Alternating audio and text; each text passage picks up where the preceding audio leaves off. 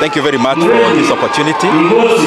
Myself and of course the other graduates who are graduating today from the University of Nairobi, we are very, very happy and excited for this opportunity. And of course the period we have had in terms of learning, it has been a very exciting opportunity to interact with Kenyans, to interact with classmates, and of course to learn much more than what we knew before. I was pursuing Masters of Arts in Economics, and I have found that University of Nairobi is very efficient when it comes to administration and when also it comes to academics. Because most of my classmates, they have taken very good time here in campus without necessarily being delayed a lot. And it cuts across, and I'm very glad that we have a lot of efficiency in the University of Nairobi. The only thing I have noted, which I may want to raise for all of us as leaders to be aware of and also do something about it. I got an opportunity to be invited for the dinners for some of the people who are graduating today when they were finalizing their classwork. I particularly attended for engineers and also attended for doctors who are doing bachelors of medicine and surgery.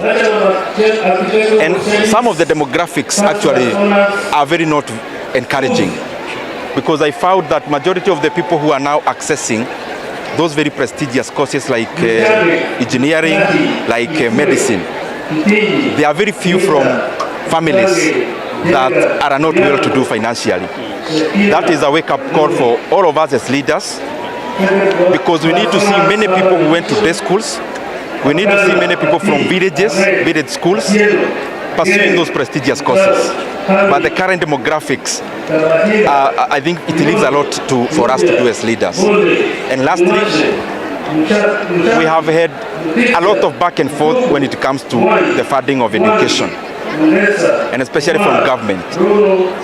We have seen different government officials contradicting the start of government when it comes to funding of basic education.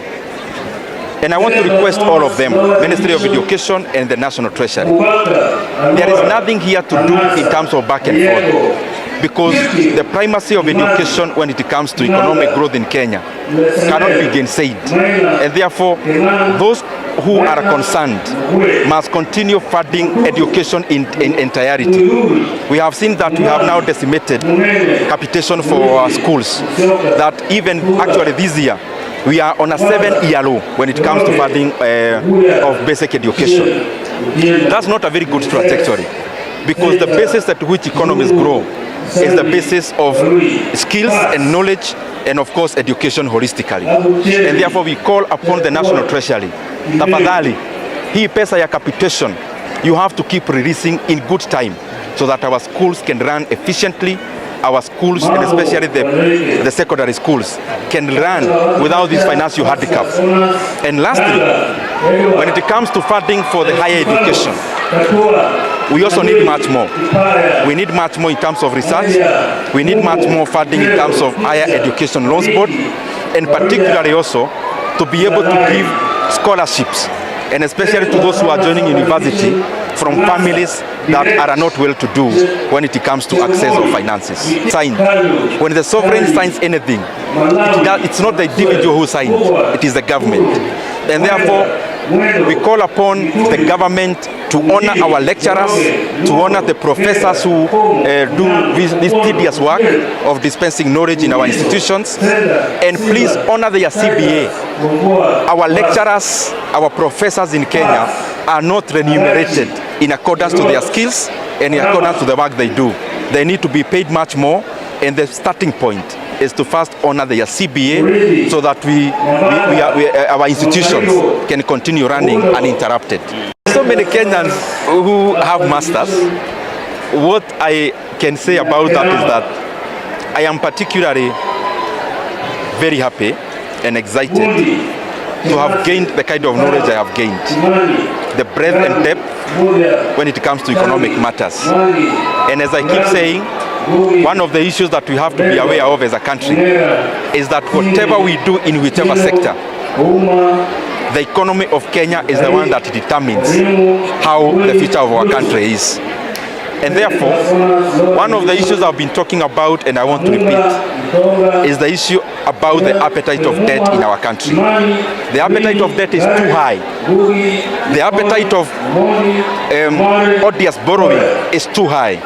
We need to lower our appetite of borrowing so that we can guarantee Kenya currently and Kenya in the future. If we continue borrowing the kind of money we are borrowing, for sure we are digging a hole that will be dangerous for our country. And in that regard also, we have seen the Federal Reserve of the US this week have lowered what is called the Fed rate.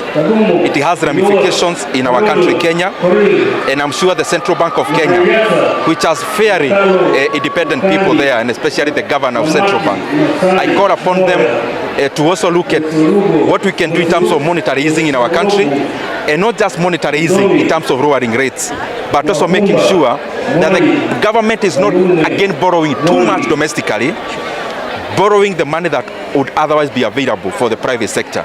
Because that is the biggest problem we have in Kenya.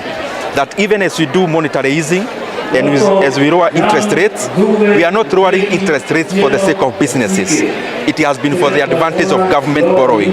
And I think that needs to stop. Lastly, on securitization. Of course, I keep on saying securitization is an illegal borrowing. It doesn't matter the kind of defense you put forth as the officials from the National Treasury. The country cannot have separate books of recording debt.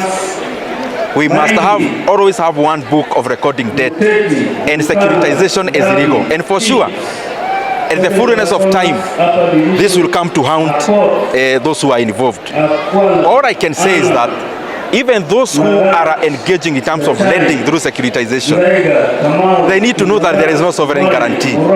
Any change of the political arithmetic in Kenya would always mean that they are not going to be paid. And therefore it is important for the government to be prudent, but even those are the private sector like banks who are also lending money in those irregular manner, to also know they are putting their shareholders and their institutions into